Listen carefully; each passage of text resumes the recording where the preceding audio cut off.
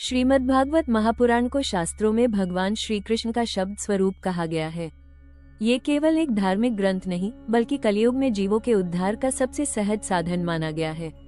भागवत श्रवण का अर्थ केवल कथा सुनना नहीं बल्कि उस दिव्य धारा में अपने चित्त को स्नान कराना है। जब मन श्रद्धा और समर्पण के साथ भागवत कथा सुनता है तब आत्मा के ऊपर जमी अज्ञान, अहंकार और वासनाओं की परतें धीरे धीरे हटने लगती हैं।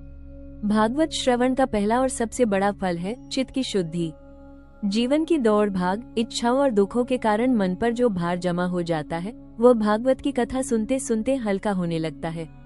श्री कृष्ण की लीलाएं, उनके भक्तों की सरलता और धर्म के प्रति उनकी अडिग निष्ठा मनुष्य के भीतर भी वही गुण जागृत करने लगती है। जैसे गंगा में स्नान करने से शरीर शुद्ध होता है, वैसे ही भागवत श्रवण से मन और चित्त निर्मल हो जाते हैं। भागवत श्रवण का दूसरा महत्वपूर्ण फल है भक्ति का स्वतः जागरण। ये भक्ति किसी नियम या भय से नहीं बल्कि प्रेम से जन्म लेती है। जब श्रोता सुनता है कि कैसे प्रभु अपने भक्तों की रक्षा के लिए स्वयं आगे आते हैं तो उसके हृदय में भगवान के प्रति विश्वास गहरा होने लगता है। ये भक्ति धीरे धीरे औपचारिक पूजा से आगे बढ़कर जीवन का स्वभाव बन जाती है। तब हर कर्म में ईश्वर की स्मृति बनी रहती है। भागवत श्रवण का तीसरा फल है वैराग्य का उदय।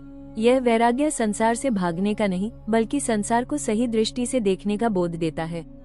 भागवत सुनने वाला समझने लगता है कि धन, पद, संबंध और शरीर सब नश्वर हैं। स्थायी केवल आत्मा और परमात्मा का संबंध है। ये बोध मनुष्य को भीतर से दृढ़ और शांत बना देता है।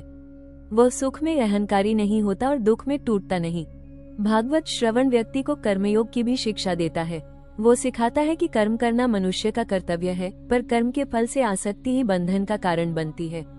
जब मनुष्य भागवत के ज्ञान को समझकर कर्म करता है तब उसका जीवन पूजा बन जाता है।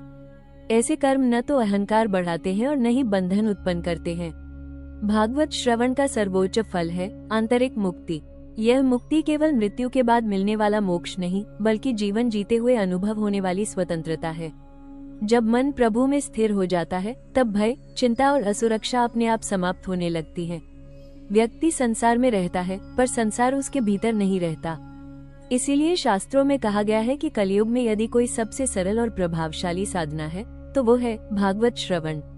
जो व्यक्ति श्रद्धा, नम्रता और प्रेम के साथ भागवत सुनता है उसके जीवन में धीरे धीरे धर्म, भक्ति और ज्ञान स्वतः प्रकट हो जाते हैं। भागवत कथा केवल कानों से सुनने की नहीं बल्कि हृदय में उतारने की वस्तु है। यही भागवत श्रवण का वास्तविक फल है, मन की शांति, हृदय की भक्ति और आत्मा की मुक्ति। जय श्री कृष्ण। यदि यह कथा आपके हृदय को स्पर्श करे तो सब्सक्राइब करें। यहाँ हर दिन दिव्य मार्गदर्शन मिलता है।